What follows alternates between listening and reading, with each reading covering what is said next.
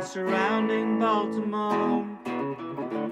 Don't ask him about preseason games, oh no. Stuffing things in Griffin Basso.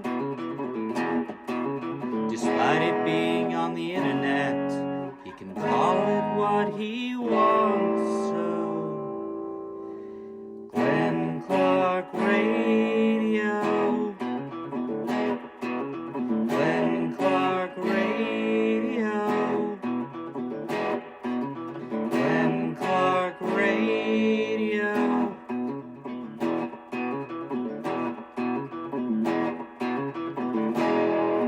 Duke sucks.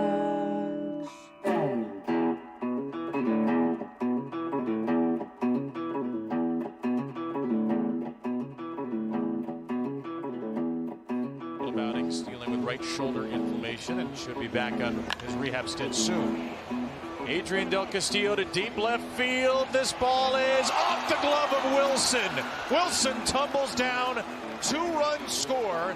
Del Castillo goes all the way to third. And Weston Wilson in his first outing. Yeah, the Orioles obviously still had their chances, that courtesy of Masson, but kind of hard not to ignore that moment as being maybe the most significant on the day. Good morning. It's the Thursday edition of Glenn Clark Radio, and I don't want to belabor it, and I don't want to pretend as though everyone else gets a pass and it's all on Weston Wilson or all on the lineup that the Orioles put together to face a lefty for the first time all season yesterday. Whether that was put together by Craig Albernaz, whether it was put together by one of your boys, I guess. Right, whether it was put together by one of the nebulous advanced team, whatever that means. The players that are out there still have to. Kyle Bradish still needed to be better yesterday. And this thing where we're hiding behind, we don't want to be too critical of pitchers because we still think they're better than I don't even know what the bare minimum is for this conversation. We still think they're major league pitchers, but undoubtedly the Orioles pitchers, save for Trevor Rogers in all but one inning that he's worked this season, have not been good enough, period. It's not your standard is too high. It's not but other teams have troubles too. It's not any of those things. The Orioles need their pitchers to be better. And early yesterday, Kyle Bradish looked like he had his best stuff of the season.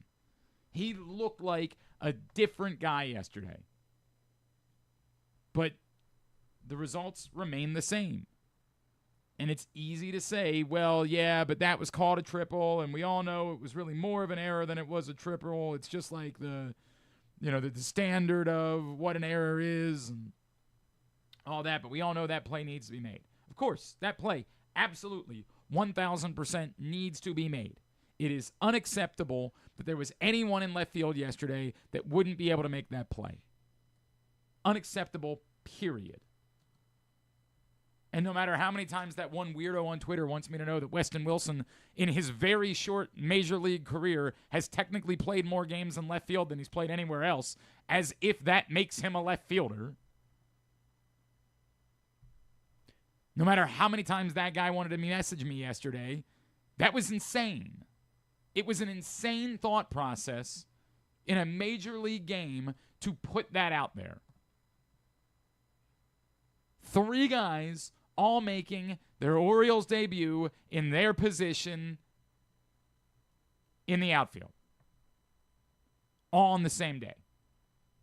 Reckless. I can't believe. It's one of those things that if it comes from above, this is where there needs to be a manager that has enough cachet to step in, and that's one of the problems. And I don't want to make one game a microcosm of why the Orioles are going to fail, because I have no idea if they're going to fail or not. The Orioles might very well end up winning the AL East this season. But nothing about that was acceptable. Nothing. And spare me that, Weston Wilson got a hit. If that's what you have to do to get more righties in the lineup, then you have failed. Point blank. You have not constructed a legitimate Major League roster. Because that can't happen. And I understand there are complications, and I understand that,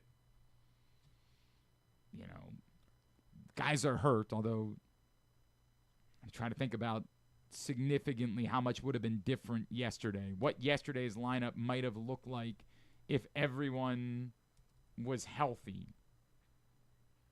I mean, obviously, yeah, like the Rutschman, outfield. You can prioritize Basayo playing one on. You could have Rutschman, right? Like you start with that. But Sam Huff wasn't the problem yesterday, ironically. I guess in another world you've got. Like, is Blaze still playing the outfield if Holiday? Well, I guess Holiday might not be in that lineup. But if Westbrook's healthy, if you have Mountcastle, then Ward presumably remains in the outfield and doesn't DH. Sure. Right? Like, that's probably one thing that you do. Although, I guess the next argument is, why in the ever-loving F was Ward? While we all don't think Ward is a particularly good defensive outfielder, if he's playing, why isn't he in the outfield and Wilson DHing?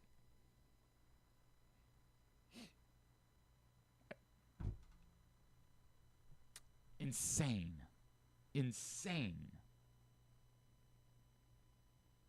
And again, it doesn't excuse the fact that they had multiple opportunities to win the game. They didn't win the game. And the bullishness that I had about Tyler Wells as a leverage arm, I am not feeling great about. Maybe he can be a starter. They might need it. That might be the reality. And that's baseball. Like, I thought that this was a great role for Tyler Wells, but he has not been particularly good out of the bullpen this season. Man, he's been downright bad, I guess is the way that we say it. And I get it, like one of those runs isn't on him, but that's one. He got battered. Guess we're going to find out what the lineup looks like tonight. And then I think they face another lefty this weekend as well. So who do they face this weekend? Parker Messick is the lefty on the mound tonight for Cleveland. And I think Joey Cantillo is a lefty as well. And he pitches Cantillo's definitely a lefty. Sunday. Okay. So, yeah. I look, they pulled Weston Wilson pretty quickly yesterday.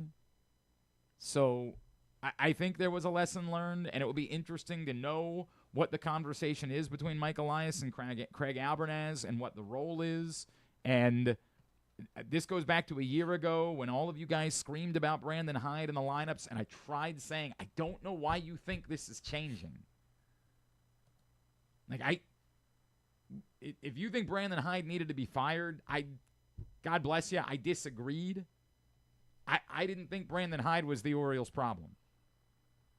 Now, I hope that Craig Albernaz proves to be Earl Weaver. I hope Craig Albernaz is the greatest manager of all time. But the issues that you seem to have with Brandon Hyde, to me, had nothing to do with Brandon Hyde. Now, baseball works a certain way, and if you're losing, this is the way that baseball goes. The general manager fires the manager to distract from his own struggles. But a year ago, the story of the Orioles was dereliction of duty from the front office. I mean, complete and total dereliction of duty. This year, I don't know what the story is going to be.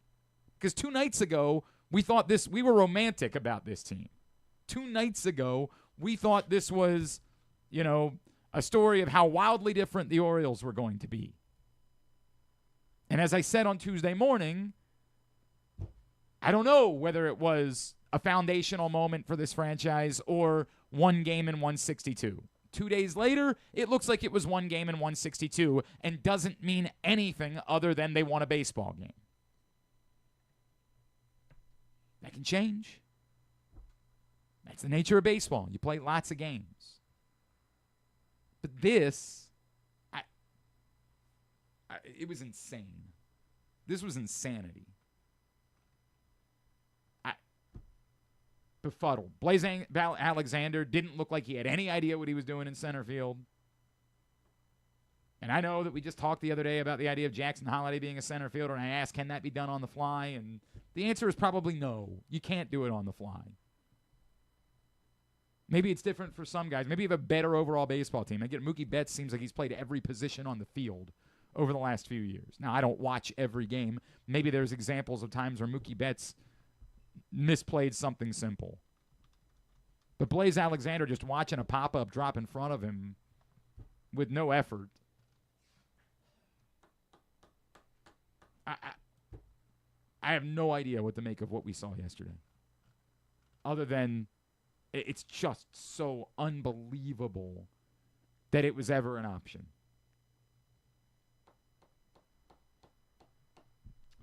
It's one game. Much like Monday night was one game. It's one game.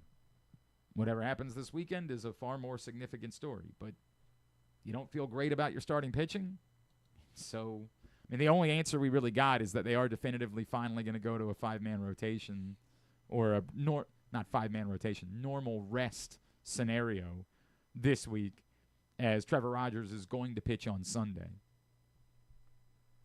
I guess we don't – I say they're going to a five-man. We don't know that means that Kyle Bradish is going to pitch next Monday.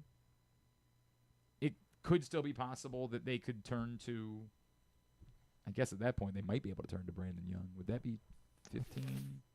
To turn to Young on Monday? No, that would still only be 14 days, so they couldn't go to Brandon Young on Monday. So presumably, we know that means that Kyle Bradish is going to pitch on Monday and that they are committing to a normal five-man rotation during this stretch of everyday baseball. But how good do you feel about that? I mean, the pitchers have to pitch better. Plain and simple. It must be better. And there's a lot of things that we're going to talk about that aren't for today. Today they're a 500 baseball team. They're very much in the mix, and they could go out, win some games in Cleveland, and all could be good. They have to pitch better than this. And I would like to hope that the events of yesterday, like I had some former baseball players. I had a lot of people reaching out to me yesterday about this lineup and this defensive configuration. Ironically, as many of the messages I got were about the lineup construction as they were about, Weston Wilson playing in left field. And again, it's not as if Weston Wilson has never played in left field before. He's played a little bit. He doesn't have a position in the major leagues because he hasn't been in the major leagues. He's not a Major League Baseball player yet. He's a quad A guy that even when he's started a game in left field has very rarely finished that game in left field because he's not a defensive left fielder. It was his fourth most played position in the minors, which smells like a guy that just doesn't have a position, that is just a quad A guy. And I'm not trying to pile on Weston Wilson. Again, maybe will at some point be a baseball player, but to this point isn't. It's just kind of what it is. He's not a baseball player. He's not a Major League Baseball player. Let me say that correctly. Not yet. But the messages that I was getting were like, how is this the middle of your order?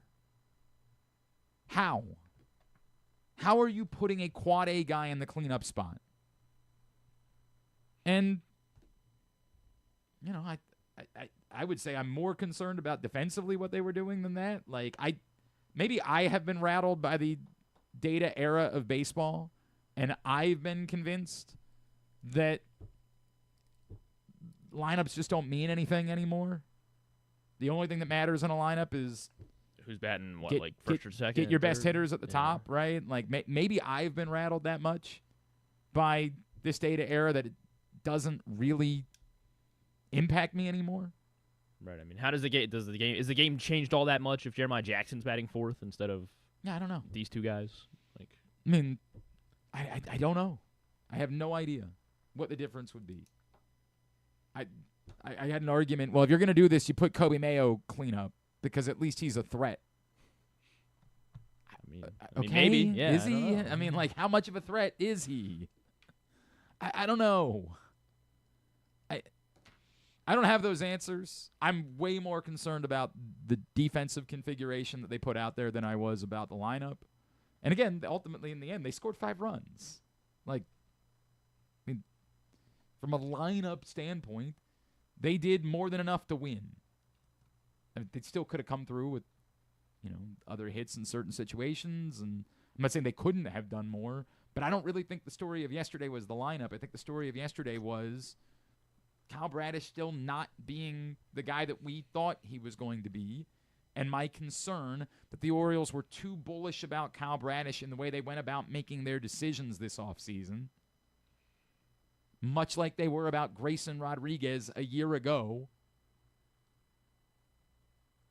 and defense, which... I mean, I think I put defense a little bit above because, as you man. said, Bradish looked really good for 2 2/3 innings, and then that one ball gets down because Wilson can't track a fly ball. Yeah, that wasn't a great inning leading up to that either, and it was still a hard-to-hit ball. Right, I know, but he's a deepest caught part ball away from getting 3 scoreless innings. Right, but he still, on the whole, allowed 9 base runners over 6 innings.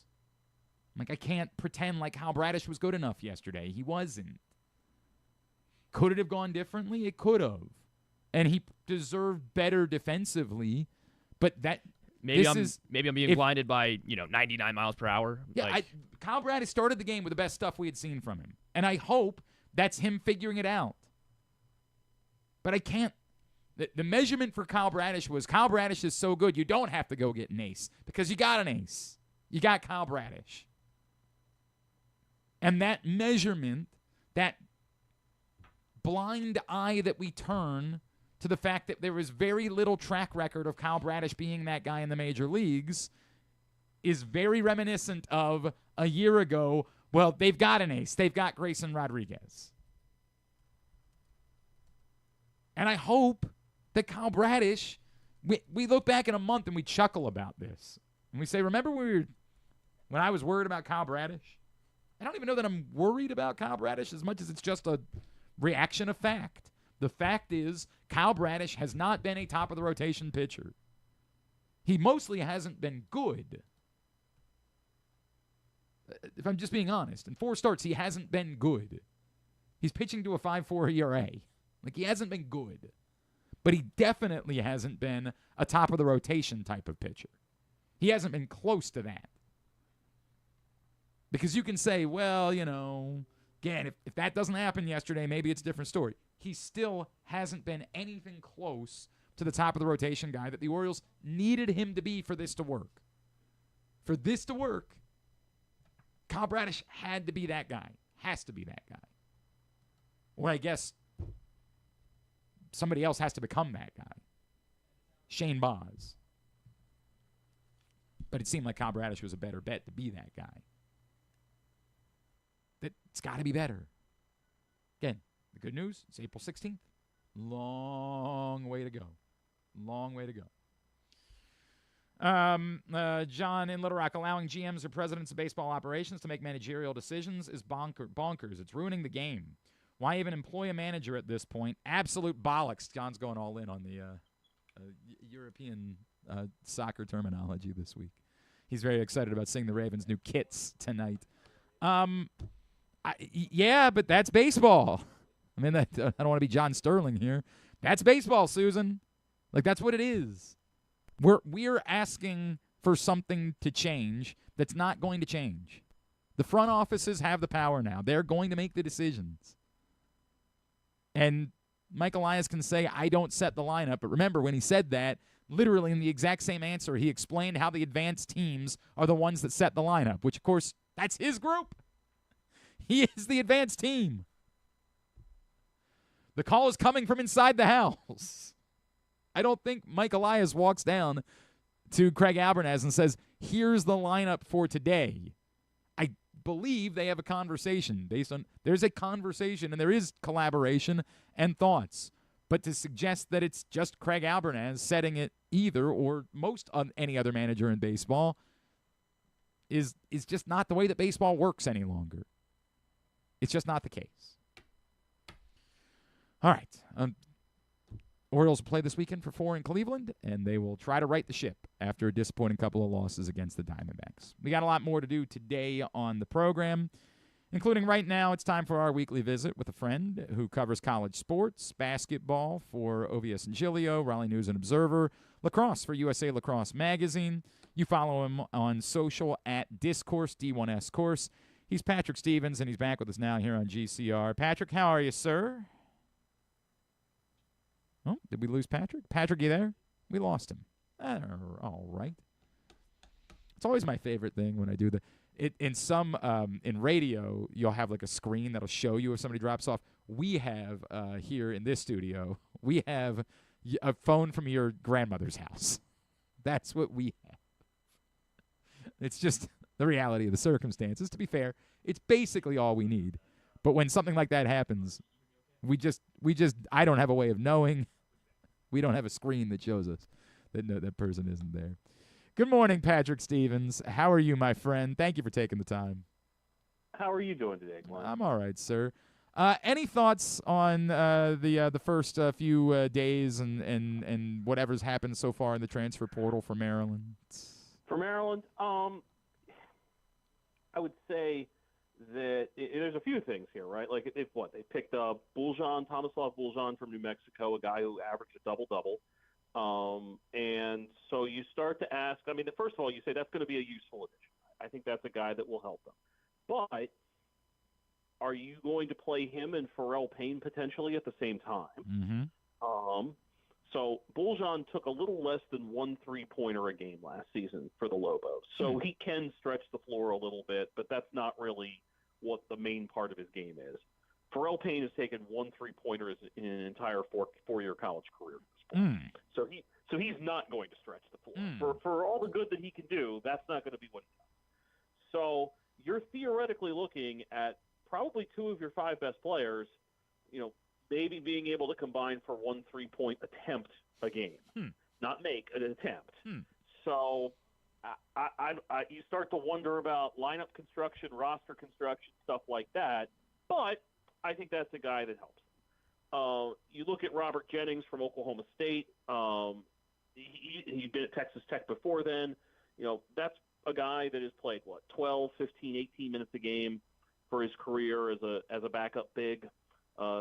Maybe a second or third front court option, and that's probably what he'll be at Maryland. I don't know if there's a whole lot of upside or downside to it. Like, I think you just kind of know you're just going to get a veteran big guy. I'll be the one to point out. Also, does not stretch the floor. Also does not stretch the floor. Yes. And then you have Bishop Boswell coming in from Tennessee. I guess is the player to be named in the Jacoby Gillespie deal, if you want to think of it like that. Yeah. A guy that averaged only 6 a game last year for Tennessee, but did have a lot of assists in the NCAA tournament. So is he a guy that you can have as a secondary ball handler? Possibly. But this still feels like a team that has a lot more to go, notably in adding some wings and also in terms of adding a point guard. So it's still very much TBD for Maryland. Although I do think it's perfectly fair to sit here and wonder about, what sort of lineup are you going to have if Buljan and Payne are going to be 2 of your 5 best players. And obviously, it could be that you're planning on just having them split 40 minutes for the most part. That's possible. And also, obviously, we have to say they still have to get the waiver for Pharrell Payne in order for him to be back. But I think we're all given the way the NCAA has operated, I think the assumption is that they're going to get that waiver for him to be back next season. The Darius Adams part of it, right? Like, obviously, someone who came in with having been an All-American and, maybe some excitement about that. Clearly, he had a couple of moments this year, but I don't know exactly what they're losing in Darius Adams. I'm sure they would have liked to have kept him around just to see if he can't develop into the player they thought he was going to be, but he did not look the part of the guy that arrived with the hype. If this was 15 years ago or even 10 years ago, you'd be like, well, let's see what a year in the weight room, right? All the tropes, right? All the, what does a summer in the weight room do for this guy? What does a year in the system do for this guy? And in a win now scenario, a guy that shot 25% from 3, and had more turnovers than assists, you just probably don't have the patience to let a guy develop like that. Is he a guy that could end up being good down the road? I mean, the history of college basketball is filled with guys that didn't play a whole lot as freshmen or didn't play well as freshmen and turned out to be really good juniors and seniors. Mm-hmm. But I think in Maryland's case, it really doesn't have the patience at this point, or really the chance to let those guys develop. And I think in this day and age, whether you like it or not, that's one of the things that kind of falls by the wayside. Adams is a guy that probably should not have been playing 25 minutes a game, but on a team as bad as Maryland was, somebody had to soak up all those minutes. And so I think in a lot of ways the worst thing that comes from him departing is that's one less thing of value that Maryland can get out of that lost season. You basically look at those 33 games and what did you get out of it? Well, you got Andre Mills to develop. And what else did you get? You didn't get a whole lot. You got 10 games or so of Pharrell Payne. Mm-hmm. And what else did you get? Not a whole lot. Yeah. So, it basically sinks that season even further down into what was the point of all of this? Which is hard to believe because that was it was so bad. Right. That was the question that I was asking throughout January, February. Right. How could it be worse than what the actual results were? How could it possibly be worse than that? By the way, if you want a maybe even more bizarre story that's unfolding this morning, and I know, Patrick, you'll chuckle about this, multiple reports. Rakis Passmore has entered the transfer portal, including some reports from On3 that said entered with a do not contact tag. Our friend Matt Zenitz was one that reported that. Rakis Passmore replies on Twitter and says, "I am not transferring." That has actually happened a few times. And I remember a couple years ago, and this is much further down the food chain, but there was a guy at Delaware State who was one of the best players in the MEA. It was Martez Robinson. Okay. And so his name had popped up in the portal, and there were, I know I talked to Stan Waterman at Del State about this that summer. Like, what was the deal with this? He's like, yeah, he doesn't know what happened. Like, somebody just said he was in the portal, and people ran with it. And he's like, no, I'm here. And I said, I guess that's the case of you probably had a little bit of an alarm there for a little bit. Yeah. He goes, yeah, but he was all good with it and all that, and came back for another year. And so I mean, there's any number of ways that could be like a compliance person hitting the wrong button. Sure, right. I mean, 100%. There's any number of ways that could have popped up, and this is the danger, right? Like if we're peeling the onion back, yep. You have people that have access to the NCAA's system, right? Mm-hmm. Like, I mean, that's how so and so's in the portal, right? Comes out a fair bit of the time. Some of it is you contact an agent and all that, and they tell you, or a guy puts a post up on social media. But some of it's just kind of trawling along and looking for that. Oh, there's a name in the portal. It could have come because the guy wanted to go into the portal. It could have come because somebody just made a clerical error. Mm-hmm. All of those things are possible. But according to the source is Rakis Passmore this time, and he says, I am not transferring. So I think that we'll go with that one. Patrick Stevens with us. Before we get to lacrosse, any thoughts on Tyler Tejada and Cincinnati and, that end up ultimately being his location? Yeah, that felt about right. Probably not a top 25 program. I will say he's going to a good coach in Jared Calhoun, who had turned around Youngstown State, had gone out to Utah State, was the latest guy to go through like a year or two out there and getting a good job out of it. And so I'm curious to see how much a guy like Tejada is able to thrive a couple levels up, especially with a game that's probably a little more mid-range heavy than you would expect to see at a power conference level. But overall, that's probably about the kind of level I would have guessed. Somebody mid to lower pack, high major type, or even like a higher end like A10 or Mountain West or something like that. It would be certainly curious to see how he fares there. All right, let's talk about because we're all of a sudden, don't look now, but we're at nearly the end of the regular season in college lacrosse, and obviously Maryland Hopkins is this weekend. So let's start there. Maryland clinches at least their share of the Big Ten title last week. what is at stake? And I guess the bigger question is, what is the NCAA tournament reality now at this point for both of these teams with just this and the Big Ten tournament remaining? Well, the numbers certainly favor Hopkins at this point. Like, they're top 6 or 7 in both RPI and strength of schedule. And I tend to think that the winner of this game ends up on the right side of things, regardless of what happens in the Big Ten tournament. I think the loser might have a little bit of work to do, particularly if they happen to, run into Michigan, which is a team that, even though they're playing better, both of those teams picked them off, and since then Michigan's gone ahead and beaten Rutgers and Penn State. That's still a team outside the top 20 in the RPI, might not be a game that you really can afford to give up. I think obviously the 1 seed in the Big Ten tournament goes to the winner of this game, so that's clearly at stake as well. But for NCAA tournament purposes, I think Maryland probably will have climbed out of the hole that it dug itself early if it wins this game, and that would be 4 in a row, I believe, for the Terps. And Hopkins, I think, would be in reasonably comfortable shape. Both of those teams have a victory over Virginia, and Virginia is basically helping both of those teams improve its profile week by week, even if the Cavaliers lost last week to Syracuse. They're still also a top 10 team. And so Maryland getting the boost from that, and Hopkins obviously getting the boost from that too. We talked about Loyola and their really impressive win over Boston University. They followed up with another blowout win on the road at Lafayette. Obviously, this becomes the big one now this week as they host Army. But do we start to buy into the idea that maybe this wasn't like a fluke, that Loyola really has put things together at this point?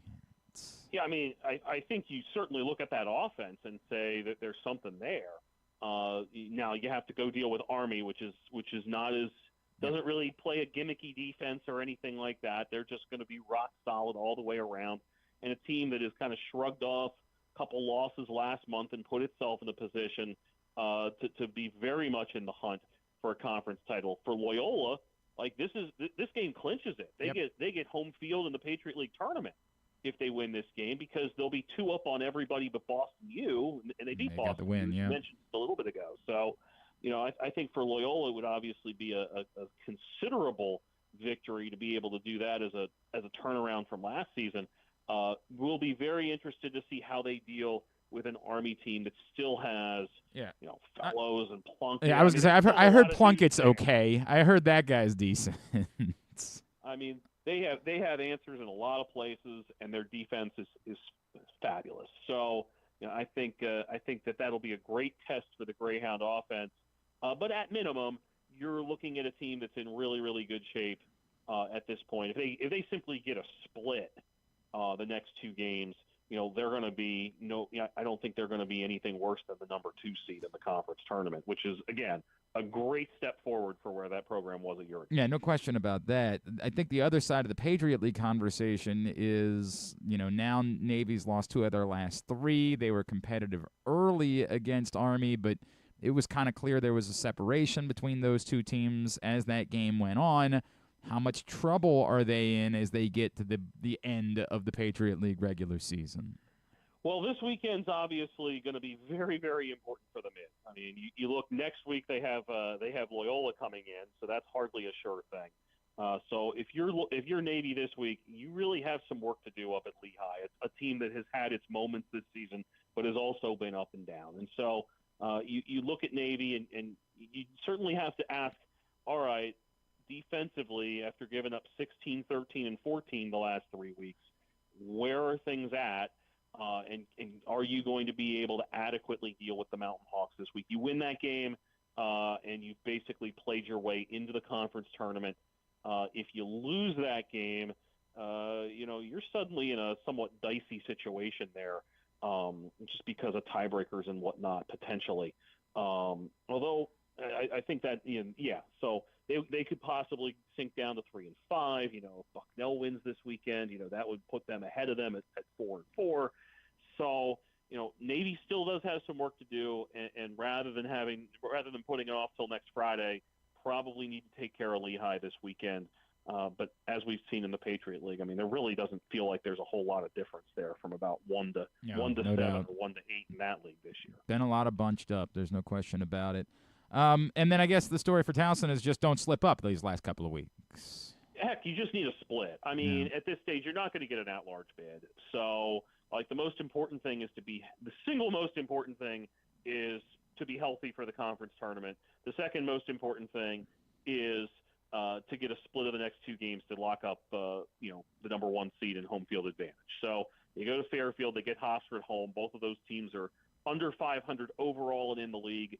Towson's obviously playing really, really well. They've got Ronan Fitzpatrick back just to add to that offense that's already pretty strong, especially relative to the rest of the CAA. And so go win this game this week, kind of take the pressure off, go have, a great regular season finale next week and off to the conference tournament if you're Towson.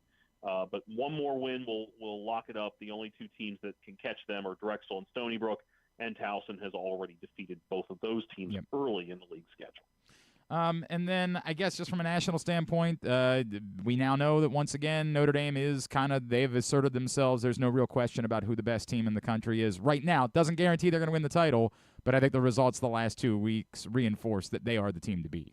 Yeah, beating Richmond and then beating Carolina and winning both of those games fairly comfortably. I mean, they jumped on Richmond early, and then they only give up 5 goals to a really potent Carolina team. Good sign for the Irish. I don't think anybody should be too shocked that that's going to be just a rock-solid team that you're going to have to go beat. It's not going to fritter away too many opportunities over the course of the season. And also, those 2 victories have only enhanced the value of Virginia's victory over the Irish last month and kind of solidified Virginia's place in the tournament. I think if the Cavaliers just win one game the rest of the way and they get Carolina this week, they get Drexel next week, and then the ACC tournament.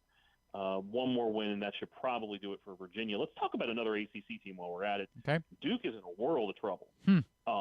Having started 8-0, but didn't really pile up much of a profile, and now they've lost 3 in a row. Lost to Syracuse by a goal, lost to Virginia, lost to Cornell, and they're in a spot where it's possible that by the end of the weekend that they will have been eliminated from ACC tournament contention. Wow. So if they lose to Notre Dame in their home finale and Carolina beats Virginia, then Duke will basically, for all intents and purposes, be toast. I mean, they'd be 8-4. They would still have a game next week against North Carolina, but they don't have much of a profile. They have that loss to Cornell, which is a team that might be borderline. They have the loss to Virginia. You keep adding it up, and there's just not a lot there as I look at it. I didn't realize. There's just not a lot there. The strength of schedule isn't great. The RPI is in the mid-teens. I think it's 16th. And so you've gotten so used to Duke being this annual contender. And even the year they got shut out of the tournament back in 2022, that was still a pretty controversial situation. Yeah, it was a lot of hand-wringing about that, right? If Duke's 9-4 or 8-5, that's not going to be surprising at all if they get left at home on Selection Sunday. Wow. All right, let's play our game. Can Patrick Stevens name the MLB teams for this player or manager? And we begin with a manager, someone who probably had his name butchered more than a time or two. I believe one of these was an interim stint, but 3 teams for Jim Lefebvre. Okay, Jim Lefebvre. All right. So the interim stint was actually in the news a little bit this week because of Phil Garner's death. Oh, right. Yeah, that's right. He was the guy who followed Phil Garner in Milwaukee. That is correct. All right. He was also the Seattle Mariners manager, I believe, when he might have been Ken Griffey's first manager. I think you might be right about that when they were both there, yeah. And he had a stint in the mid-'90s with the Cubs, as I recall. Sure did. Kind of that Tom Treblehorn, Jim Riggleman mess of managers that were getting second chances all with the Cubs. Well done, sir. All right, this one, very difficult. 4 teams for someone who had a pretty good run as a closer for a few years, and including 1 All-Star appearance. He also, I didn't know, was in top 10 of Rookie of the Year voting back in 1992, but ultimately 4 teams. God bless you. Mark Wohlers is the name. Mark Wohlers. Well, let's get the obvious one out of the way. He was definitely an Atlanta Braves. That's the only one that I remembered, Patrick. Okay, so the rest of the Mark Wohlers experience. Now I agree. This is hard. Yeah. Was he in Cleveland? He was in Cleveland. How? How do you remember that he spent 64 games as a Cleveland Indian? Okay, well that's probably his second longest stop, isn't it? It is by games because he split 2 seasons in one place. But by appearances, his second longest stop was Cleveland. Okay. Mark Wohlers. Where else could Mark Wohlers have been? 2000 into 2001 somewhere, and then he finished 2001 somewhere else. Okay. I'm not sure that's really helping me very much. Let's see. Was he a Cardinal? He's not a Cardinal, no, but you know what? He does smell like someone that would have ended up a Cardinal. That feels like somebody that might end up. How about Houston? No, it was Cincinnati for 2 years, from 2000 to 2001. And then in 2001, he was an acquisition of the New York Yankees, was the other spot. So a nice, easy one to wrap it up. 3 teams, one of them that he went back to manage for Paul Molitor. That would be Milwaukee, Toronto, and Minnesota. I'm assuming Maryland Hopkins this week? Maryland Hopkins on Saturday. That's what I figured. At Discourse, D1S Course is how you follow him on Twitter and Blue Sky. Patrick Stevens, always appreciate you, sir. We'll talk to you again next week. Awesome, Glenn. Take care. It's Patrick Stevens joining us as he does every Thursday here on the program. CountySports.zone is where you find everything you need to know about high school sports here in the state of Maryland. Scores, schedules, news updates, and much more. CountySports.zone, proudly sponsored by your local Toyota dealer and buyatoyota.com. Come back in. We're 1 week out from round 1 of the NFL draft. Former NFL scout Daniel Kelly of First Round Mock joins us next. Glenn Clark Radio.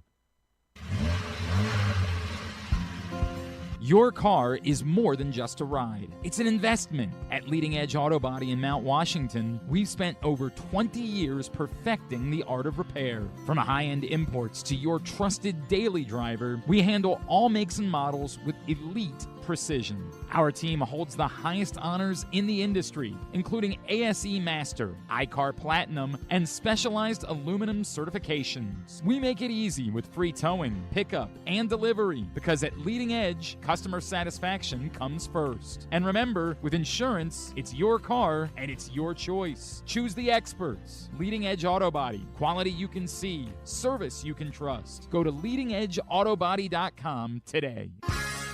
The weather's getting cooler, so when you and your family are picking out a place to dine, be it lunch or dinner, let's make it nice and easy. Now, with 2 great locations, the Costas Inn remains your #1 destination. Whether you want to get steamed crabs and the full Costas menu out at the original location at 4100 North Point Boulevard, or sample the complete menu minus the steamed crabs at the new location above the grandstand at the Timonium Racetrack, Costas is your place to go. Check out the website, CostasInn.com, for a look at the menu, and if you want to plan that crab feast, call 410-477-1975. The Costas Inn. Gambling can be a fun and entertaining experience, but there are risks involved. If you're planning on betting on the game at the casino or on your phone or computer, know your limit, stay within it. Set a budget and a time to stop. Remember, gambling isn't a financial solution, and it doesn't mix well with alcohol or drugs. Know the risks and have a plan before you begin gambling. For free and confidential services, call 1-800-GAMBLER 24/7 or go to helpmygamblingproblem.org. This is Byron Warnken. If you've been injured in Maryland, you know you need a great lawyer. Look no further than us, Warnken LLC. You've seen my picture on billboards around town. You've seen me on TV. Now I'm lucky enough to get to be here with Stan. Please give us a call. 443-RESULTS. It is not just a phone number, it's a mission. 443-RESULTS. Or visit us online at warnkenlaw.com. That's WARNKENLAW.com. Make the most out of every day in your Toyota RAV4. Available in hybrid or gas-only models. A RAV4 can get you where you want to go in style. Check out buyatoyota.com for deals on new RAV4s from your local Toyota dealer today. Coming back in here with Glenn and the other guy, Garrett, whatever his name is. You know who they are. We're 1 week out from round 1 of the NFL draft. Joining us now, it's good to have him back on the show. He's a former NFL scout. You find him at firstroundmock.com, where he might be a little bit triggering to some of you, particularly like if you're in love with the quarterback that we all think is going number 1 overall. I remember we had that conversation last time. He's Daniel Kelly, and he's back with us now here on GCR.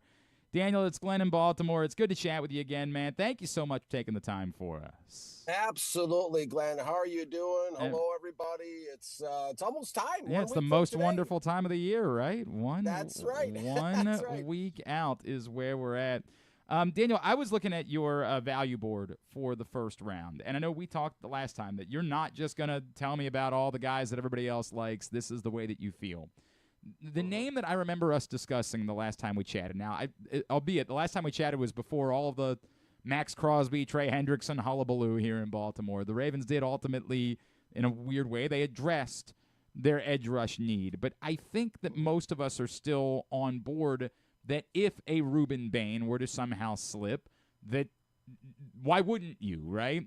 And I guess my question, based on the news of the last week, what impact do you think that has, given your experience in front offices, what impact do you think that has at all on the way that teams value Ruben Bain? Well, I think that it's always a consideration. I mean, character is always part of the evaluation. But from everything I've heard, while the news was new to a lot of us, it doesn't seem like it was new to a lot of senior type of NFL reporters. I saw people kind of run on there and talk about, how this is, teams have known this information for months. So I think, is it part of the equation? Yes. Is it going to really change things for NFL teams based on the intel and the reactions? No, I do not think it will, because it's an issue as unfortunate as the situation is. I want to stress that.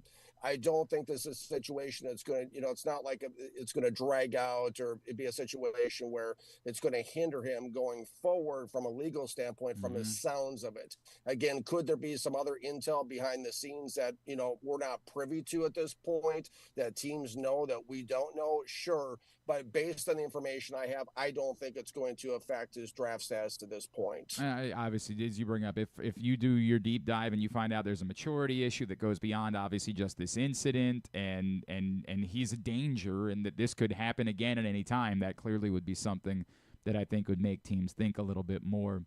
I remember us talking about Vega Ione the last time we chatted, Daniel, and I know that you're very high on Vega Ione. I also know that you are higher on Spencer Fano, and maybe there's no chance that Spencer Fano is around at 14, right? Like, maybe it's just not going to be an option for the Ravens. But why do you, is Fano 5 on your value board and Ione 15? Well, with Fano, I mean, tackles are where it's at. So there's always a higher value. And you're confident he's an NFL tackle. Absolutely. Yeah, he's a guy that is a dominant on tape. He's a dominant pass blocker. He's athletic. He slides out, uses his hands well. The things I look at tackles is I watch for the hand placement. I watch for the feet as he slides out. He's able to do all that. Athletic guy, dominant run blocker. Love the mentality. Could he be a great Ravens player? Yes, he could. He's a prototype, type of Ravens guy. He's smart. Has a high football IQ. He's very physical type of blocker, and so I would say I have him at 5, whereas I have a Ioane at 15 on my board. The Ravens, of course, pick at 14. He's another guy that would be a quintessential type of Ravens pick for offensive line, because when I looked at what do the Ravens really need, I was looking at NFL.com.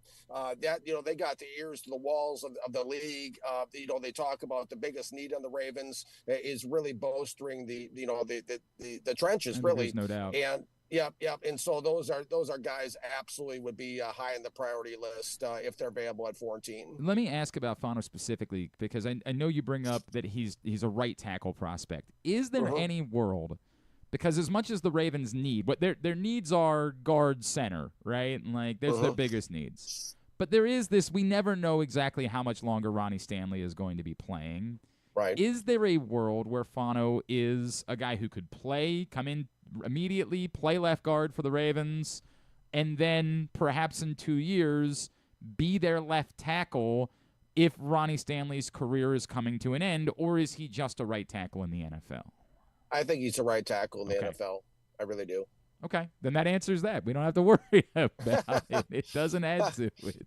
I think to pivot just for a second, Glenn, just to pivot, I think that if left tackle, if they're looking at Ronnie Stanley, because they can't be excited about what they have behind Ronnie Stanley. No. The guy's an undraftable free agent. Lichtenhahn, I think is his name, right?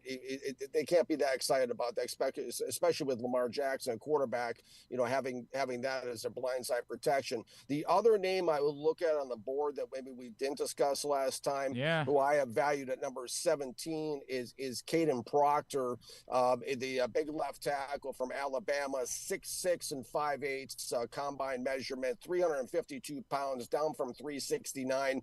Really looked like he was determined this year, not only determined to lose the weight, but also in his blocking. It's a guy with elite size, athleticism, and playing speed for his size. A guy that, is just a powerful brute, a guy that's flexible, aggressive, that, can slide out, flash a fast first step. If they really have that earmark to be a need for them at left tackle, for someone to kind of learn the ropes and step in eventually, I think, Caden Proctor is a guy that would definitely be high on the list at that pick at 14 if it's left tackle specifically. I wanted to ask you about a name that obviously this goes on the, I'm going to do my scouting and I don't care what other people have to say, but you are very bullish about Monroe Freeling from Georgia, who doesn't at the moment doesn't look to the rest of us like a guy that's going to go as early as you like him. Tell me about why you're so high on him and why he might be perhaps a stealth addition for someone as he's not maybe going to be going perhaps in the top 10. Well, yeah, I have him valued at number 8 overall on my value board. He's a guy that's not getting a lot of publicity. The media doesn't seem to really be behind him as much as some of the other players. But Monroe Freeling is a guy that has elite speed. He has elite athleticism, elite effort, high energy, physical. He really moves around very well on film. He's a guy that, he protects. He's an interesting study because he's a harder study too, so this could be another reason why people aren't talking about him as much in terms of his ability, is because he was stuck with quarterback Gunnar Stockton back there, who held the ball for an eternity. So of course that's going to make him look a little bit worse. All the offensive linemen, whenever you have an quarterback that holds the ball longer, it's going to make the offensive line, I don't care if it's Hall of Famers, it's going to make them look a little bit worse than they really are. The thing I like about Freeling is he has the ability to. He's very committed, his high protective instincts. He sets up shallow. He makes sure he's got that done in the shallow depths of the pocket at first. If the pass rusher extends to the back door of the pocket and goes further around the perimeter, he shows just his uncanny ability and athleticism and speed to recover, and he's able to either drive the guy around the quarterback or just cut him off at the pass. This is left tackle's all about footwork. It's all about speed. It's all about, having the hands and stuff to play that position. And Monroe Freeling, I know the Ravens have one of the best scouting departments in the NFL. That is a guy from Georgia, a big program, who would be very intriguing if there's some way that he falls down to 14 in there, because the Ravens don't probably plan on drafting this high again for a while, right?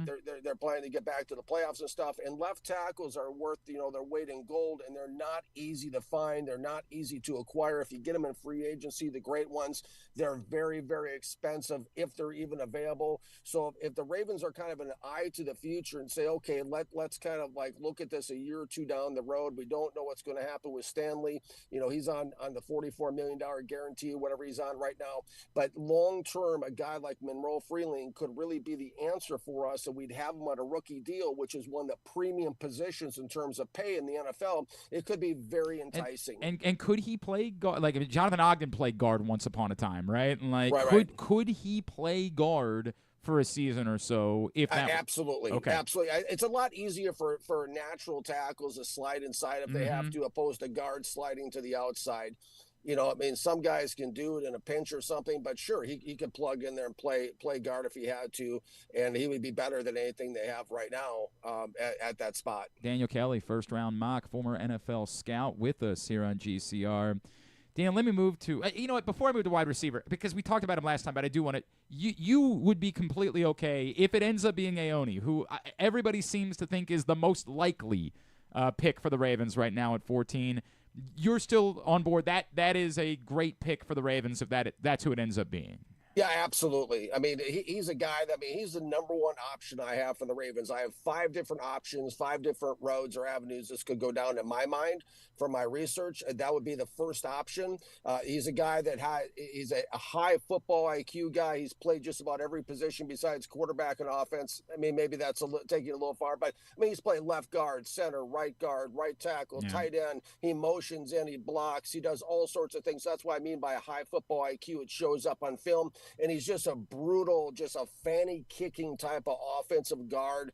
He's just a guy that would fit that Ravens kind of that history, the protocol, type of guard or type of offensive lineman for sure. So yeah, that would be a great pick. I want to talk about the wide receivers for a minute, Daniel, because look, I think we talked about this last time. If somehow Carnell Tate were to fall, I mean, you run naked to the podium to turn that card in. But I don't think there's a chance in hell that's going to be the case. And I have said I'm just not as enamored with the next group of wide receivers at 14. And I've had a few personnel people tell me you're not giving enough credit to Mekhi Lemon. And maybe I'm just obsessing over, the prototype idea and what it is that I think the Ravens need for pairing with Zay Flowers, and he's not that guy. But I had a personnel person tell me recently, they know I have a long, deep, very close personal relationship with Derek Mason. He was one of my favorite football players of all time, and he's become a very good friend over the years. And they said, I think Mekhi Lemon might be Derek Mason for the next 10 years. And then I said, wow, every team could use a Derek Mason, right? Like, am I not giving enough credit to what Mekhi Lemon brings because I'm just obsessed with the fact that he isn't 6 feet tall? Well, that's a good question. I mean, I have Mekhi Lemon. I can only speak from what I saw in film, and I have him as my wide receiver 2 behind Tate. Lemon's a guy that he has uncommon determination. That's the thing that really stood out on film to me. He's an explosive spark plug type of receiver, electric guy, great concentration. That really stuck out too. I mean, this is a guy in heavy traffic. He looks the ball into his hands. Best yak receiver, I think, yards after the catch receiver in this draft class. So that'd be a nice weapon for the Ravens. Kind of a jack of all trades element he brings too. He's a guy that can line up in the backfield. You can motion him in. He can even throw the ball if you need him to. He's a guy that, he really adds that element to the Ravens offense potentially that would be a level, just an element of unpredictability and just a really good receiver. So yeah, I think, I have him valued at number 11 on my value board. If he's there at 14 and they want to go a different direction and pivot, Mekhi Lemon would be a great pick at that point for them. And then sell me on why Kenyon Sadiq is better than what his production shows from Oregon last year, because I am truly I see all the I see all of it, right? Like he is a freak. But then I just ask myself, why wasn't he more productive if he has all of this ability? That is the number one question that I'm leaving, on the table at this point. And I hate unanswered questions before the draft. But you're right. I mean, 80% of the time on film, he looks like a decoy. But his route running did become a lot better this year. He's not just a guy that catches screens. He looked more sophisticated in his route running downfield. He showed the physicality and the athleticism ability, the beat man coverage. He destroys zone coverage. He's a guy that can do all that. But to your point, I have him valued at number 9 overall. There's rumors, of course, could the Chiefs end up taking him? What's going to happen? Obviously, with the Ravens losing Isaiah Likely and stuff. Could that be a great pick for the Ravens? Sure, it could be. He put up the fastest time at the combine that's ever been recorded, I think, at a 4.39. He's a kind of a matchup nightmare type of potentially. But I go back to that same thing you're at, Glenn, as far as looking at I look at the fact that, okay, so there's a disconnect. There was a disconnect between Sadiq and Dante Moore, quarterback. There's no question about it. It's one of two things. It's either A, his route running is a little too lazy, or B, it was a trust thing between him and Dante Moore, because there was times where Sadiq was wide open and Moore and he was looking his direction and he refused to throw it to him. So there was something funky going on there that the Ravens would have to unpack in their pre-draft meetings to kind of figure out, talk to their people, talk to the people at Oregon, figure out exactly what was the disconnect between Kenyon Sadiq and Dante Moore, and how would that play on the NFL? Because you're right, he has all the measurables, he has everything there. Yeah, absolutely. I mean, I had a 3rd-round grade on Pryor, but I moved him up to a 1st-round grade because he just really sold me on the routes. I mean, there was about 18 routes that he ran on film that sold me on him being a 1st-round guy. And he's the best blocking tight end I've ever evaluated. He can, which is nice because you can sell him on staying in the block, for example. Then he can kind of leak out into a, and catch the ball out there and kind of be more of a decoy. So yeah, I think, with Lamar Jackson, that'd be a wonderful weapon, especially with Likely's departure. And, but that is a question they would have to answer before they send the card in. All right, you brought up that Aoni is number 1 on your list, but walk me through. Like you said, there were five scenarios for the Ravens at 14. What are the next 4 scenarios behind Aoni? Well, scenario number 2 is something that's a little bit, nobody's really talked about, but a guy who I really like, I think would be a very nice addition for the Ravens, is Texas linebacker Anthony Hill Jr. Wow. Yeah. This is a guy, especially with Roquan Smith's contract being up after the 2027 season. Smith will be 30 years old next year. Hill's a guy that's 6'2", 238 combine numbers. He's a guy that's very productive. He's a big presence player who can play inside or out. He's a high football IQ guy, which would fit into the Ravens type of scheme. He's athletic. He just has a knack for putting himself in the right position. He's, like I alluded to, he's productive. 70 tackles, 38 solo, 1 pass defended, 4 sacks, 16 pressures, 2 interceptions. He's a guy that changes the complexion. He offers a lot of versatility, so he changes the complexion of a defense. He allows a defensive coordinator to do a lot with him from a game planning and game calling, type of standpoint. And he's a type of player that offenses constantly have to be aware of because, I saw quarterbacks make mistakes on film just because he was trying to get into the pocket and lurk. I mean, he's got that big presence that everybody's aware of on every play. So I like that him as a second option. He fits right into that if the Ravens have an eye to the future and wondering what's going to happen with Smith after his contract is up. And then can you round out the top 5 for me? Yeah, absolutely. 3 would be, like I touched on, would be Caden Proctor, would be the 3rd best option at left tackle. Option number 4 would be going ahead and, making a trading up if they needed to, or trying to land Kenyon Sadiq to bring him in to be that tight end for Lamar Jackson. And then option number 5, I'm not enamored with any of the defensive linemen really in this draft class, especially in the 1st round as far as the value I have in terms of plugging into the Ravens scheme, that 34 type of scheme. I'm not enamored with any of those guys. If there is a guy on that board that I think could plug into the Ravens nicely, of course, the big question about him is Caleb Banks, right. 6'6" and a 4, 327 pounds, flashes Jalen Carter type of ability on film, but a guy that's been injured but that's a guy that could come in there and kind of, be that big body, that big guy that can push the pocket. He can be either a nose tackle or he can play a defensive end. He can ragdoll people at times on tape. He's got man-moving power. He's got really intoxicating power. I mean, that's the whole reason why I put him in. Despite the injury concerns, that's the reason why I put a 1st-round value on him, because these type of guys just don't grow on trees, and he would be a very interesting player for the Ravens that has just an insane ceiling. I never like to really base value on ceilings or potential because a lot of times that's that can be realized or not realized. I try to go by what they are right now, but in terms of ceiling long term, I mean, this guy's raw still as a pass rusher. He still plays a little too high pad level. He still bites in some misdirection at times, and so I mean, you can coach him up and maybe even get more out of him. But he would be an interesting player as a 5th option for the Ravens if they're insistent on going defensive line. Daniel Kelly, tremendous stuff. Remind everybody what they're finding when they go to 1st round mock. You're finding detailed information like nowhere else in the draft community. I mean, I have the only draft site that's out there that offers game film accountability at the highest level. I include all the links to all the games for accountability and transparency grading purposes. And they're going to find more information on each player. I mean, I have articles on there about 750 words per prospect. And you can go on there yourself. You can click on the links. You can watch the film and see what you think of the players. It's a tremendous resource. The value board has been great for me. Daniel, I'd love to do this again after the draft is over. Maybe 2 Mondays from now, if you'd be up for it, to come back on and give some thoughts on what the Ravens did.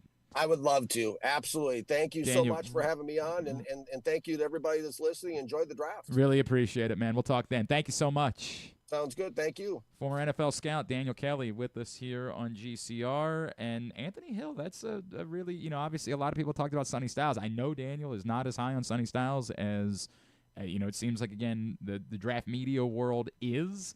So Anthony Hill's an interesting thought. Again, the question becomes, how do you view – I remember having this conversation when the Ravens drafted C.J. Mosley. And saying, like, I didn't dislike C.J. Mosley. It's just that you only draft this high so often. And when you do, it feels like you need to be drafting premier position. And hopefully you're only drafting this high so often, to be fair. You need to be drafting premier position when you get that opportunity.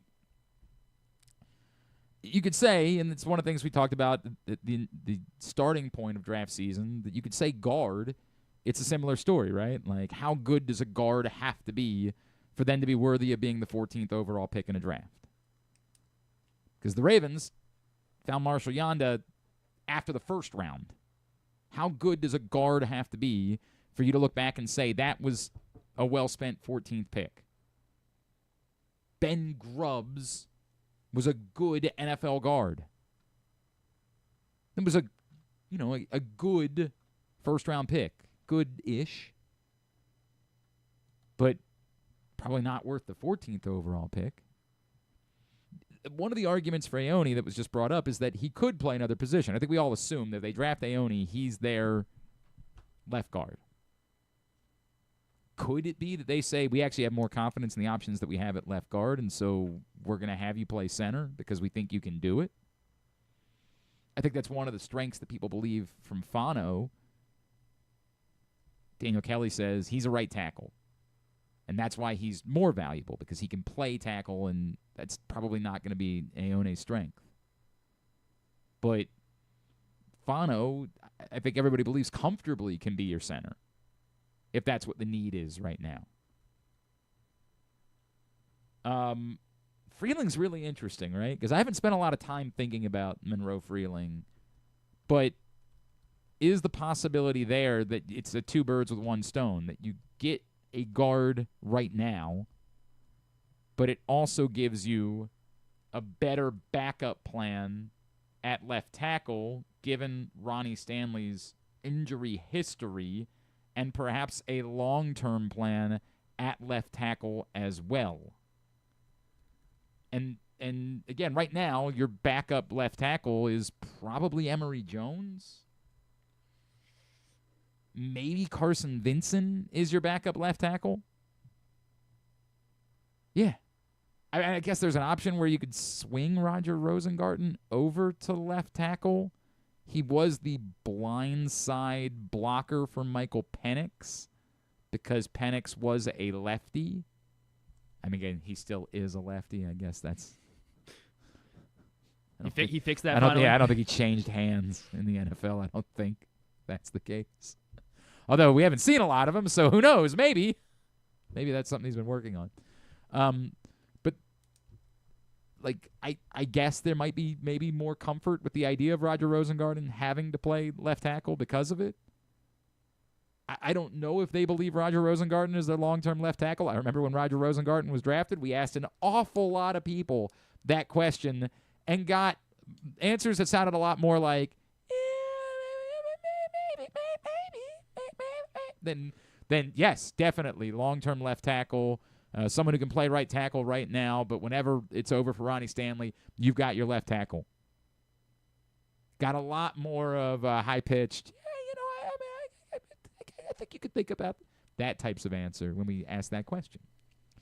So Monroe Freeling is maybe a little bit more interesting because when we say you don't want to draft a guard at 14, if the Ravens are thinking, well, yeah, he's a guard for now, but we really think we're getting a left tackle at 14, that's a bit more of a compelling argument for drafting a guard in that spot. And again, if that's where the talent is, I know the Ravens held their draft press conference yesterday. I'm not trying to be dismissive of it. So who are they taking? I learned nothing. What? I learned nothing. Now, to be fair, I wasn't paying the close attention the way that I used to. Trenches. Right. Oh? Yeah. Oh, they think they need that? Yeah. That's huge. Huge. They know they need probably at least one other tight end. Oh? Yeah. Oh? At least one. I know they said they could draft two. Yeah. Yeah. Okay, so there's that. There's other stuff, I think. The one thing that I used to tell you that I listened for was like a name that came up unprompted. I think you mentioned the punters. Yeah, but like, I mean, we know they need a punter. I know, but we know will that. they draft one? I don't know. I mean, everyone likes this guy they signed, right? Like, he's got a leg. Right. He's legally speaking a punter. That's what they've got.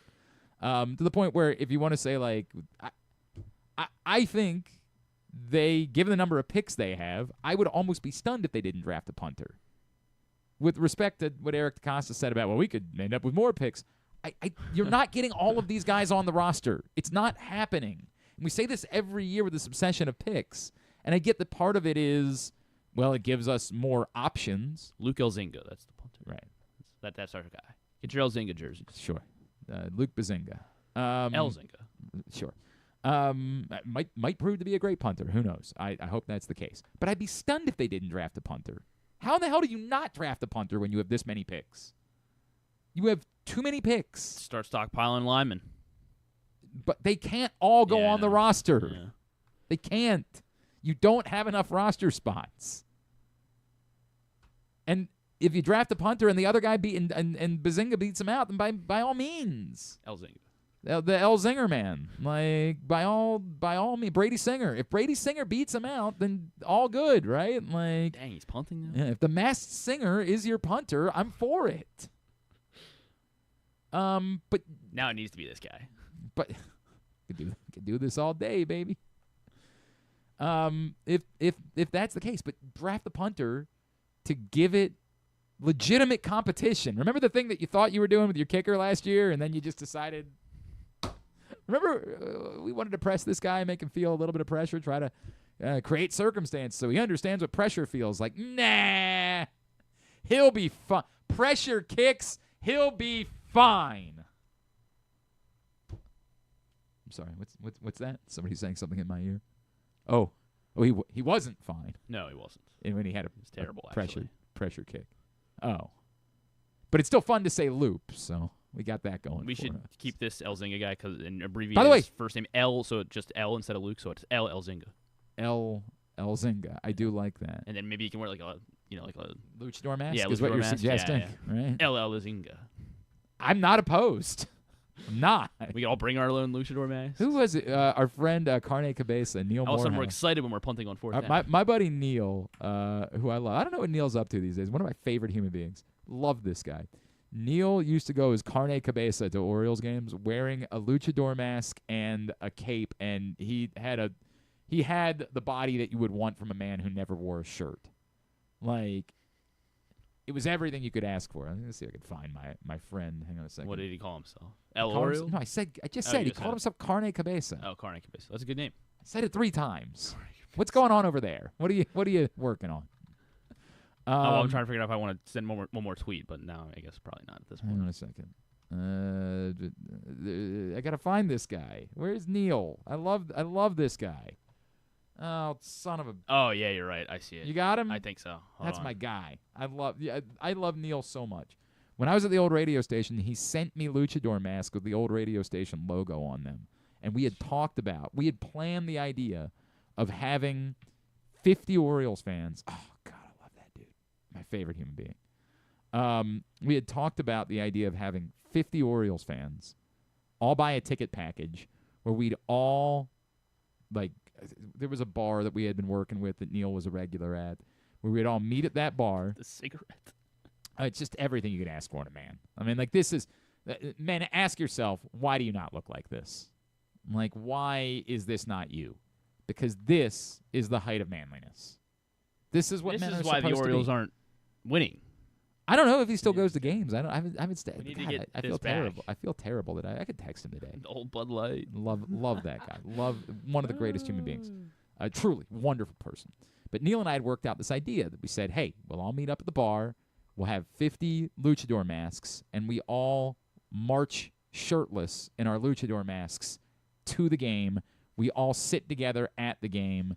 You buy a ticket package. It includes like a pregame happy hour, your ticket, and the luchador mask. And we were everything. It was rock solid. And then, of course, the guy that owned the radio station was like, It wasn't his idea. yeah, that essentially. I mean, if I'm being honest, that's exactly what happened. He didn't think of it, so he didn't want to do it. It's just, I dealt with a lot of things during that time. That was very high on the list. But, God, I love this idea. It was one of my favorite things ever. And I would say if El Señor becomes the punter for the Baltimore Ravens, then we all do this. I mean, it's not quite the same. You can't get quite the tickets together for a game the same way for the Ravens. But, I don't know, maybe a preseason game or something like that. I have no idea how we pull it off. But that was one of my favorite ideas of all time, and it just never happened. Today's show brought to you by the Stan the Fan Variety Hour. Stan, Ross Grimsley, Luke Jackson talking baseball with you every Monday. Facebook.com/PressBoxSports. If you miss it live, YouTube.com/PressBoxOnline or PressBoxOnline.com/video. As always, Stan's shows brought to you by the Costas Inn, with 2 great locations in Timonium and in Dundalk, and, of course, by Warnken Law. We'll come back in, we'll get a tidbit, we'll get tubular, and we'll wind things down for a Thursday edition of GCR. This is Stan the Fan. You know we talk all the time about our O's stepping up in the big moments, delivering when it matters most. If you've been injured in a car accident anywhere around Baltimore, that's your big moment, and you need someone who delivers. That's why I'm here to tell you about Warnken Injury Lawyers. They fight for Baltimore families every single day. Insurance companies play games. Warnken plays to win. So call 443-RESULTS. That's 443-RESULTS, or go to warnkenlaw.com. When you need results, it's right there in the number, 443-RESULTS. Your car is more than just a ride. It's an investment. At Leading Edge Auto Body in Mount Washington, we've spent over 20 years perfecting the art of repair. From high-end imports to your trusted daily driver, we handle all makes and models with elite precision. Our team holds the highest honors in the industry, including ASE Master, iCar Platinum, and specialized aluminum certifications. We make it easy with free towing, pickup, and delivery, because at Leading Edge, customer satisfaction comes first. And remember, with insurance, it's your car and it's your choice. Choose the experts. Leading Edge Auto Body. Quality you can see. Service you can trust. Go to leadingedgeautobody.com today. The weather's getting cooler, so when you and your family are picking out a place to dine, be it lunch or dinner, let's make it nice and easy. Now, with 2 great locations, the Costas Inn remains your #1 destination. Whether you want to get steamed crabs and the full Costas menu out at the original location at 4100 North Point Boulevard, or sample the complete menu minus the steamed crabs at the new location above the grandstand at the Timonium Racetrack, Costas is your place to go. Check out the website, CostasInn.com, for a look at the menu, and if you want to plan that crab feast, call 410-477-1975. The Costas Inn. Gambling can be a fun and entertaining experience, but there are risks involved. If you're planning on betting on the game at the casino or on your phone or computer, know your limit, stay within it. Set a budget and a time to stop. Remember, gambling isn't a financial solution, and it doesn't mix well with alcohol or drugs. Know the risks and have a plan before you begin gambling. For free and confidential services, call 1-800-GAMBLER 24/7 or go to helpmygamblingproblem.org. The latest edition of Press Box is available now. On the cover, Bill Ordine dives in on how different Preakness will be temporarily at Laurel Park, and then long-term once it returns to Pimlico. Also inside, Luke Jackson learns more about what Trey Hendrickson will bring to the Ravens. And Karuga Koinange looks at how Samuel Basayo is influencing the Orioles' international signing efforts. Press Box is available for free at over 250 locations throughout the region, including your Baltimore area High's Dairy stores. Plus, you can read the entire issue online at PressBoxOnline.com, where you can also find great betting advice and the best daily coverage of the Orioles, Ravens, and Terps. Contrary to what some people believe, I actually like this guy when he sleeps. Glenn Clark, talking sports. All right, back in here on GCR and winding down for a Thursday edition of the program. Oh, man. I'm trying to say, I think you meant to, John meant to say Griffin, not Griffey. You should play name a 1980s MLB player. Oh, like what we did with the golfers last week. I just put up a picture of a 1980s MLB player and see if Griffin knows who they are. Yeah, man, I don't think that. All right, hang on a second. Let me see. 1980 ball players. Darryl Strawberry. We just yes. Ken Griffey. Well, wait, no, he played in the 90s. No, not a 1980s guy. But it's not can you Ripken. name one. It's if I put up a picture of one, do you know who they are? That's what Jim he's Palmer trying to get pitched me into to the do. 80s. That's what he's trying to get me to do here. All right. No, I don't like. I already don't like this. I got an incredibly easy one. I think it's a bad idea. Incredibly easy. This person. Hang on a second. I gotta make sure that I don't have anything on here that would give you a hint of who they are. It's one of the dangers. What's wrong with that? This person was an MVP. This person was a World Series champion, and remain. Cal Ripken.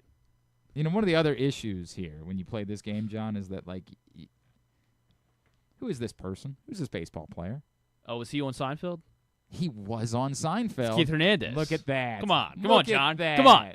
Look at that. That mustache. And that's part of the reason I thought this was easy, and that you would get that. Boom, 1 for 1. One of the issues. All right, moving on. Yeah, right, one of the issues with this game is that they kind of have to be in uniform. Like it's completely unfair to give a picture of a baseball some guy player standing that's in his t-shirt in a polo shirt. Yeah. Like it just sort of doesn't work. So it's a little bit different in the golfers, where if they were on Team Crushers, Griffin would of course know that it was Taylor Gooch. I have no idea if he's on Team Crushers or not. A lot of hand-wringing about the future of live golf yesterday, as it turns out. I guess they're in great shape, right? Yeah, I guess it's not. I guess the story is that the Saudis are gonna back out maybe after this year is over. But everyone gets their money, right? Which nobody seems to know. I feel like Nate Bargatze and those George Washington. Nobody knows. I have nothing no. Live golf could not be more of a pimple on an ass to me. Like golf is barely registers with me in general. Live golf barely registers with golf people. So it obviously registers 0 for someone like me. It does not exist. This was always insanity. The notion that, and I get it, the Saudis seem to have an unending amount of money. They could just throw away eternally at things. But at some point, someone was going to step back and say, how much longer are we going to keep doing this? What is the value, actually? And it's one thing, they're getting friggin' WrestleMania to Saudi Arabia, although I guess there's questions now about whether or not that's going to happen, because maybe they're going to pull their money from WWE too. It's one thing when you're getting something to come to you. I never understood this at all. What is the value for a country to invest in this golf league? What is it? I know that they've got their hands all over the UFC as well, and that the UFC is willing to put but I don't know what the actual value of that is. I don't know. What is the value in boxing too? What is the value of? Again, they got a lot of things to come to them. And that I can understand. The concept is that maybe it changes tourism, but did it really change anybody's opinion about Saudi Arabia? Did it really make anybody say, maybe there are people that just love these sports so much that they did travel, but it never seemed to do, and the live one made the least sense of all of them because it wasn't happening there. They weren't really getting anything out of it. I mean, I made a lot of guys a lot of money. We think. But we think, yeah. I mean, I guess I don't know. But it certainly didn't seem to help any of their careers. I mean, nobody seemed to be bettered by the time that they spent in live golf. Did John Rahm? I guess not. No. Nobody was bettered. I mean, Brooks Koepka was like, yeah, I got to get out. Like, this isn't a thing. But, I mean, they made a lot of money. I mean, as long as they got it, they made a lot of money. We'll see. They're suggesting that maybe they could still survive past this year, that maybe they don't need the Saudi money. Maybe they could just exist as a pro league. I mean, they certainly couldn't pay the guys what they were allegedly getting paid. There's just they have no TV ratings. They have nothing to sell. The events are irrelevant. I mean, I could they still exist? I can't fathom they could exist with any of the top stars. I mean, I would think that all the top stars would have to get out. Could you exist as something else? I try to compete with the Corn Ferry Tour. I know. I don't know. They should probably just like turn it into Banana Ball, right? Like try to like make it like ridiculous, not be a right? sport anymore, and instead just be a show. I mean, I don't know that golf seems like the worst possible like vehicle for that. I mean, well, that's why it'd be if someone figures out how to do that. I'm also convinced the banana thing bursts at some point. When I say bursts, I mean at this level where they can go sell to football stadiums, right? Like I think the Harlem Globetrotters still exist. It's just that nobody cares, right? Like they come to town and maybe you take your kids and they're neat. I want to make sure the Globetrotters win. Right. It's neat, and if you go, you go, and nobody's angry about it, and it's all it's got its place. But at some point, that's what the Savannah Bananas, I believe, they will peaked become. last summer. Or? I don't know. They might still be peaking at this point. I'm not trying. This isn't me saying that sucks. I appreciate what it is. I just don't. As I talked about last year, anyone who tries to pretend like it's baseball, words still have to have meaning. Like we still have to say things.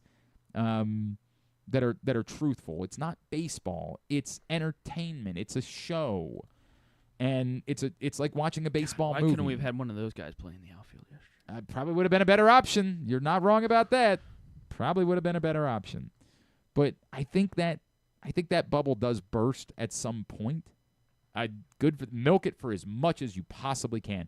You're starting to see more of the kind of negative, the pushback to it, where like there was a tweet that was making the rounds a couple weeks ago of all the guys dancing before a pitch, and someone said, I cannot understand how any human being would ever pay money to watch this. And there was a lot more. Instead of it being loaded back with so you just hate fun, it was more of the negative pushback to it, which doesn't mean it doesn't alter the fact that they just like sold out the Superdome or whatever the hell they did. I think they're going to be fine for some time, and I think it was smart for them to try to create 8 teams in this league and try to have as much, because milk it for everything you possibly can while it's hot. But there's only so much you can do with this. And so I do think that at some point in a decade maybe they become what the Harlem Globetrotters are. Like they exist and that's neat and nobody's bothered by it. But I do think there's a limit to how much you can do with this, and so I don't think that that's a viable path forward for live golf. Without sad day, huh? Oh yeah, I'm brokenhearted about it. Without Saudi money, I just don't think there is any path forward. I just don't think there's any purpose for it existing, unless there's someone else who just wants to lose a lot of money. I mean, like if that person exists, I'm trying to think if Jeff Bezos just wants to piss away a ton of money.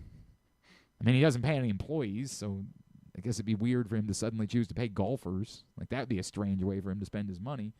But if somebody like that wanted to do it, then I guess I could see that as being an option. Andrew Stecker says sports. But what's the gain of the sports washing? That's my question. I know what it's called. What's the gain of it? I don't sense that the opinion has changed about Saudi Arabia. I don't sense that.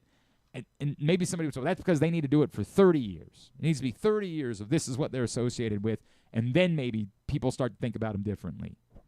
But I have not sensed that the opinions of Saudi Arabia in the United States have changed because the word Riyadh is on the mat at a UFC fight.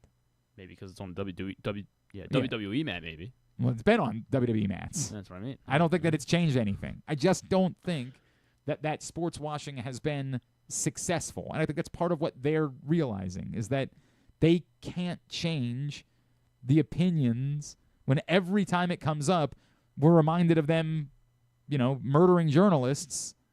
It's a lot of money that's not getting a lot of tangible result other than the events that did go there, right? Like, I just don't think that it's changed. I mean, we can, hang on a second, public polling about Saudi Arabia. Let's see if there's anything. I got the internet. Saudi public opinion. This was from. I mean, do we feel different about American? Like Qatar? I don't know. Like opinions because they hosted a World Cup, right? I don't know. I don't think we had as much. Hang on a second. But I guess is anything? I mean, I guess they host Formula 1 races, right? So they have Ronaldo play soccer there, like. It seems like I'm trying to get the most recent polling is like something from 2022 doesn't reflect a lot of this sports washing effort.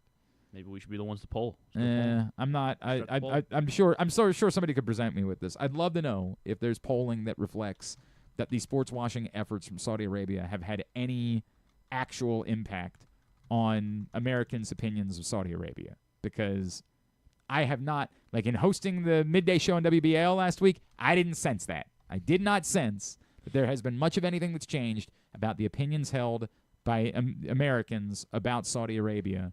And maybe it's more of a global question. Maybe I'm too focused on the United States because, Live Golf's in Mexico this week. Maybe in Mexico they've dramatically changed their opinion. I don't know. Maybe I'm being too narrow-minded about this topic. I just haven't sensed that there has been tangible value that's come from their efforts in sports washing. Glenn Clark, Middle East expert. That's what they call you. Let's get a tidbit. Tidbit is brought to you today by the print issue of Pressbox, which is new this week at your Baltimore area High's Dairy stores. Bill Ordine looking at the future of the Preakness, both this year at Laurel and then moving forward at the new Pimlico. Enjoyed chatting with Bill about it yesterday, and you can go pick that up right now and read it for free as well at PressBoxOnline.com. Steph Curry willed the Warriors to a win last night over the LA Clippers.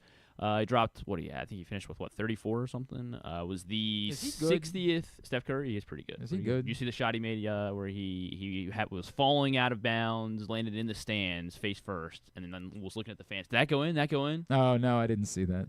I actually tried to watch the game. It was I passed out as I was trying to watch the game. It was late. Very late. That was the late one. But 30 points. He has the 7th most 30-point playoff games all time. Although I guess technically, did last night not technically count as a playoff? It's not a playoff game. Well, not the way they say it. Either way, this is my tidbit.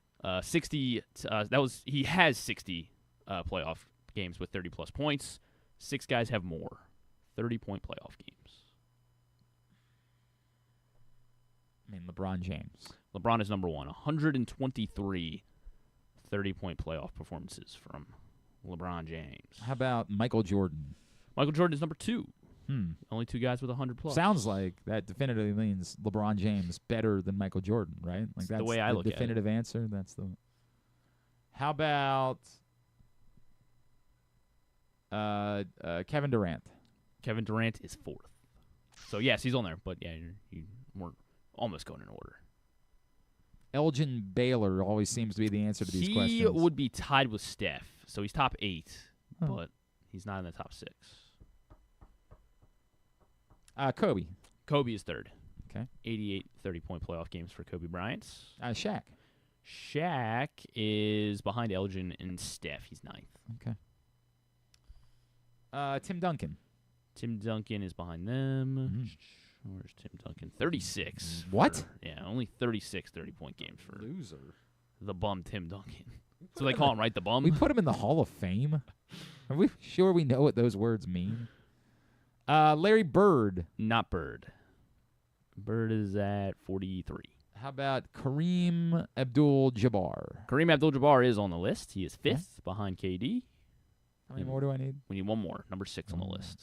74 30-point playoff games. Carmelo. Not Carmelo. He's 10. So you got the top 10. Or you're gonna get the top 10. Dwayne Wade? No. Where's Dirk. Wade. Not Dirk. Dirk is one spot ahead of Larry. Damn. Wilt Chamberlain. No. Only 42 for Wilt. Giant loser. At this point, we're going to go ahead and just name the top 15. He's 15. I don't know, man. This is actually difficult. Allen Iverson. Not AI. I kept cutting to him in the crowd last night. I like that I went with the 2000s court. I mean, yes. Oh, yeah, they did do that. For the Sixers. Yeah. God. I Maybe they've been doing that for all season. Kevin Garnett. No. Christ. KG. Dwayne Wade is 22nd. Found his name. Maybe they need to go a little bit earlier. Maybe that's the problem. But they don't. This leans toward modern guys. It does. He is not modern. He's not modern. That's significant. George Mikan. Not George Mikan. Jerry West. Jerry West is number 6 on this list. 74 30-point playoff games for Jerry West. And there were 2 guys missing from the top 15. You didn't get number 11 and number 12. Hakeem Olajuwon is 11th. James Harden is 12th on this list with 49 30-point playoff. Also forgotten that he ever won an MVP. I've forgotten lots of things about James Harden. Stecken wants me to know, it's amazing that the Iran war is contributing to this. The same people who cozied up to live and cozy up to MMA are the same people who are seeing the fruits of that labor destroyed. Also, the sports washing is not all aimed at Americans. Well, I just said that. It's possible that it's... But I haven't sensed the global opinion changing either. I get it. I'm probably not the right person to tell you what the opinion is, say, in Greece of Saudi Arabia.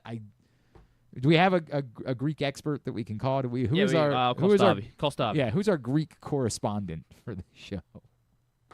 Just give them a call and say, "Hey, what's going on?" My kid's best friend's mom is Greek. Then she's the one. Went to high school with her. I'll call her and see if her opinion has changed about Saudi Arabia because of live golf. I don't think I know any Greek. Could you imagine me making that phone call? Hey, Anna. I got a quick question for you. How has your opinion of Saudi Arabia changed based on what live golf has done? So this is WBAL business. Need to imagine that. All right, let's get tubular. Have you ever thought of taking a cruise to these wonderful destinations with sunny skies and beautiful beaches? Well, wait no longer. We're ready for you to cruise from the Cruise Maryland Terminal. Have a little phrase that you can go from baggage to margarita in about 15 minutes. Choose fun with an array of destinations, onboard activities, entertainment, and world-class cuisine. Contact your travel agent and book your cruise today. Let your adventure begin. Here's what's coming up totally tubular-wise. Orioles Guardians, the first of a 4-game set tonight in Cleveland. 6:10 on Masson, Shane Baz, and Parker Messick. And so let's see what the old lineup looks like against a lefty tonight. Let's see. Women's lacrosse doubleheader on BTN tonight. Hopkins, Penn State at 6. Maryland, Michigan at 8. Everything else you can find at GlennClarkRadio.com. Non-sports. There's a Jerry West documentary on Prime Video. How about that? Tonight. How about today? Beef Season 2 on Netflix. Oh, my God. Everything's coming back, man. Yeah. I made the mistake. I had some time last night, and I watched Anaconda. And I cannot tell you how much I regret that decision. Cannot tell you how regrettable of a decision that was, given all the things that I want to watch. The Boys, I want to watch. I could have been watching Hacks. I could have been watching anything that's good. I watched the film Anaconda. New episode of Hacks tonight, and it is the Season 2 finale of The Pit as well. Everybody keeps telling me how good it is. Maybe at some point I will give it a shot. I just haven't yet. All right, very good. Thanks today to Daniel Kelly, first-round mock. Thanks to Patrick Stevens. We'll get that up in the greatest hits section of the... Stephen Colbert is going to have Anderson Cooper and Patton Oswalt. I don't think I would go to that tour. Why not? I'm sorry. What would Anderson Cooper do? Say stuff. Well, yeah, it's gonna be a no for me, dog. Maybe you get him drunk or something, and then it'd be right, like a New Year's Eve type of bit. Yeah, no, I like Patton a lot. Patton's great. Although I would kind of just want him to do Ratatouille. You'll be drunk. What does that even? Ratatouille. What does that even mean? Pat Next used to come on a lot years ago when he's from Northern Virginia, if I remember correctly. So he would tour a lot in this area, and so he used to come on a ton. I mean, years upon years ago. Come from King of Queens fame, of course. Yeah, that's the thing. I think he's what he's most proud of. All right, very good. Tab at GlennClarkRadio.com. Obviously, we'll be off again tomorrow. Back on Monday. If you need me, I will have Loyola Army. Big one Saturday on ESPN Plus. I mean, really huge game. Loyola can clinch the regular season title in the Patriot League. And then I'll have Orioles pregame Saturday on WBAL as well. So you can find me there. Paul and Zach for the bat around on Sunday night, and then we'll be back on Monday with Stuff and Things, which has been a recurring theme. But always appreciate that Stuff and Things are available when you need them. Oh, Eric Edholm's going to join us Monday. We'll talk some NFL draft with our friend Eric Edholm from NFL.com. Thanks to everybody at PressBox, all of our great sponsors and partners, including the Baltimore Orioles, Costas Inn, Baltimore area Highs Dairy Stores, Leading Edge Auto Body, Warnken Law, 1-800-GAMBLER, HelpMyGamblingProblem.org, Cruise Maryland, CountySports.zone, your local Toyota dealer, BuyAToyota.com. Thanks to Griffin at Griffin_Bass. Follow us, Twitter, Instagram, and TikTok at Glenn Clark Radio. Have a great Thursday evening. Go Birds. Go Maryland and Hopkins women's lacrosse. Duke sucks.